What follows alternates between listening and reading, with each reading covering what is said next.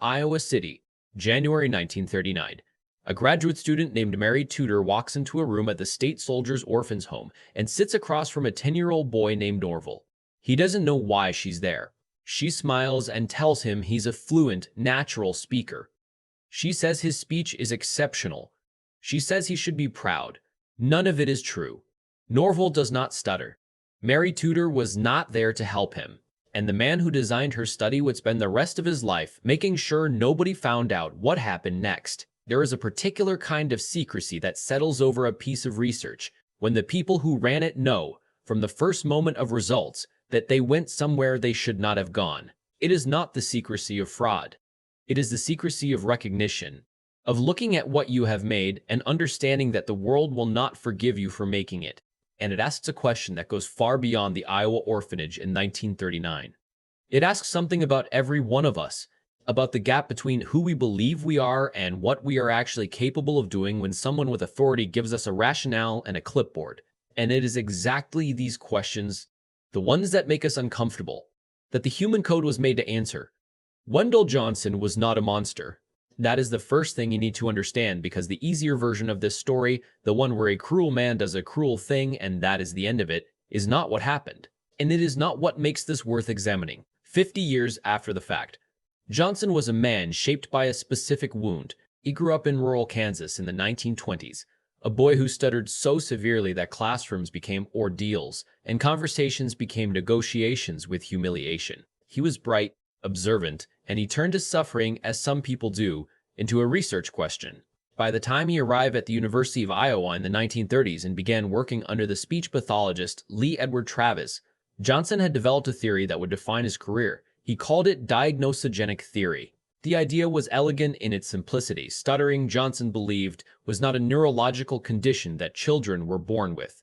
It was a social construction. Children began to stutter, he argued, because their parents labeled their entirely normal childhood speech disfluencies as stuttering, and the child, hearing that label, absorbing that anxiety, began to perform exactly what they had been told they were. If Johnson was right, it meant that the act of diagnosis itself was causing the disorder. It meant that well-meaning parents, speech therapists, teachers who pointed at a child's hesitations and called them a problem were the architects of the very condition they feared. And if Johnson was right, it followed that the reverse could also be engineered. That you could take children who did not stutter and make them stutter, simply by telling them they did. That was the experiment he gave to Mary Tudor.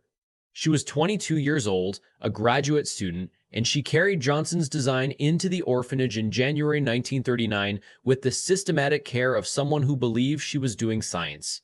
22 children were selected, 10 who already had identified speech difficulties, 12 who did not. They were divided into 4 groups. The groups that would define the rest of the study were the last two: 6 children with normal speech who would receive positive therapy, told they were exceptional speakers, and 6 children with normal speech who would receive negative therapy, told something else entirely. The children did not know they had been assigned roles. They were told only that they were receiving speech evaluations. Mary Tudor met each child individually across months of sessions, speaking with the careful tone of an expert, the kind of voice that a 10-year-old in a state orphanage in 1939 had very little framework to question or resist. And to the 6 children in the negative group, she said things that are difficult to read even now in the flat light of a research transcript. She told them their speech was abnormal. She told them they were beginning to stutter. She advised them to stop speaking unless they were certain they could get the words out correctly. She told them to think carefully before opening their mouths. By the second month, something had begun to happen. Children who had never shown any speech difficulty started becoming reluctant to speak in class. Teachers at the orphanage who had not been told about the study began noting changes. One child, a boy described in the records as previously outgoing, stopped volunteering answers. Another began refusing to read aloud. One girl, according to a staff account, started leaving her meals unfinished because the communal dining hall required too much conversation. These were not children predisposed to speech difficulties. These were children whose relationship with their own voice was being systematically dismantled by a series of adult authority figures telling them over and over in the measured language of expertise that there was something wrong with the way they spoke. Here is where the experiment does something unexpected. Because Johnson saw what was happening, His research notes from the spring of 1939 show a man watching his hypothesis confirm itself in real time and beginning to understand what that confirmation had cost. Mary Tudor, in her own notes, recorded increasing discomfort. She began, in later sessions, attempting to walk back the negative diagnoses. She told some of the children that she had been mistaken, that their speech was fine, that they should not worry, and the children, who had spent months being told by an authority figure that they were broken, found that a single reassurance from the same authority figure was not sufficient to undo it. The study ended. The results were filed, and Wendell Johnson, who had designed an experiment that proved his theory and damaged 6 children in the process, made a decision. The study would not be published. If you've reached this point and you're feeling unsettled in a way that feels important, that feeling is the point. Subscribing to the Human Code means the next time we go somewhere like this, you'll be there. The study sat in an archive at the University of Iowa for 6 decades. Not destroyed. Not retracted. Filed. Johnson continued his career and became one of the most respected speech pathologists in the United States.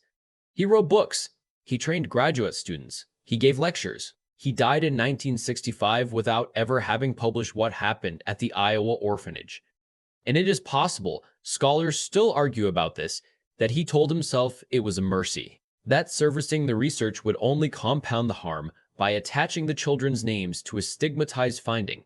It is also possible that he simply could not face what he had made. In 2001, a journalist named Jim Dyer uncovered the study and published an investigation in the San Jose Mercury News. The University of Iowa, faced with the documentation, issued a formal apology. 6 of the original participants, though still living, filed a lawsuit against the state of Iowa. In 2007, the state settled for a total of $1.9 million, a number that tells you something about how institutions quantify the destruction of a child's relationship with their own voice. But this is the part that the settlement documents do not address, the part that stays with you. Because the children in the negative group were not selected because they were fragile. They were selected because they were normal. And that is the finding that reaches outside the orphanage walls and into the room where you are sitting right now. What Wendell Johnson's study demonstrated, what the follow-up developmental research has confirmed and expanded across 80 years of subsequent work, is that the architecture of a child's self-perception is not built from the inside out. It is built from the outside in. The identities children construct for themselves are assembled, piece by piece, from the reflections returned to them by authority figures.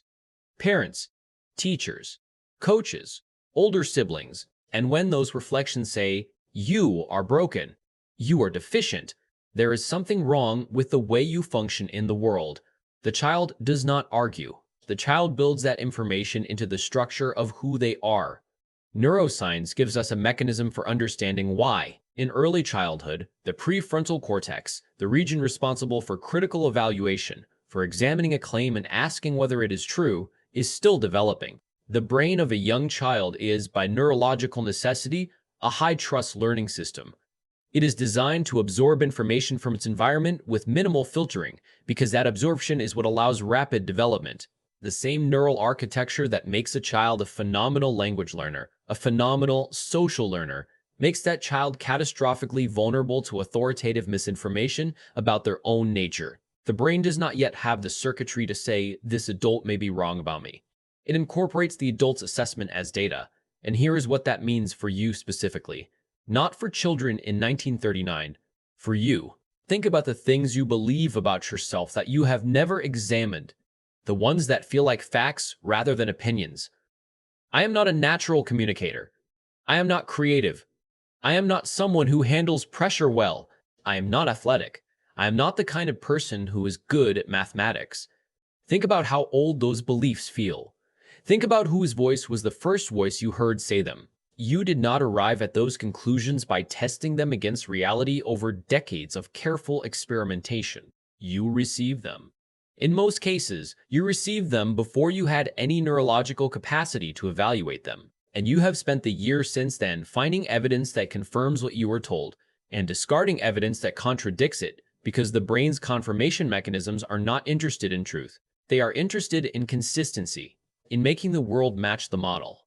This is what the monster study, as it became known, was actually measuring. not whether you could create a stutter by suggestion. It was measuring the mechanism by which any human being becomes who they are told they are.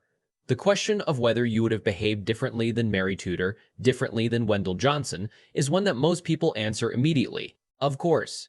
Of course you would not have sat across from children and told them their speech was defective. Of course you would have refused. And the research on this particular response, the confidence with which people exempt themselves from the experiments they learn about, is one of the most consistent findings in social psychology. In follow-up studies examining participant compliance with authority-directed harm across multiple paradigms, the people who reported the highest certainty that they would have refused were, on average, more likely to have complied than those who expressed uncertainty, not because the confident people were lying, but because the confidence itself was a product of the same mechanism. They had been told somewhere along the way that they were the kind of person who resists, and they believed it. Mary Tudor spent the rest of her life troubled by what she had done. She gave interviews in the 1980s and 1990s in which she described returning to the orphanage unofficially after the study ended, on her own time, to try to help the children she had damaged. She described the attempt as insufficient.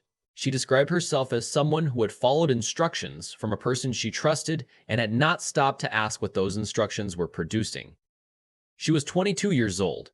She was a graduate student. She was doing science, and she spent 60 years carrying the faces of 6 children who had come to her with healthy voices and left with something quieter and more afraid. What do you do with a story like this? The honest answer is that there is no clean resolution available. The children cannot be made whole by a settlement. The study cannot be unpublished. Wendell Johnson cannot be reassigned to the category of villain without losing the thing that makes the story true, that he was a man who understood suffering from the inside, who designed an experiment to test a theory that might have helped millions of children, and who looked at his results and saw past the confirmed hypothesis, the faces of 6 kids who now hesitated before they spoke. What becomes possible when we know this is not certainty about the past? It is a different kind of attention toward the present, toward the authority you carry in the lives of the people around you, whether you have asked for it or not.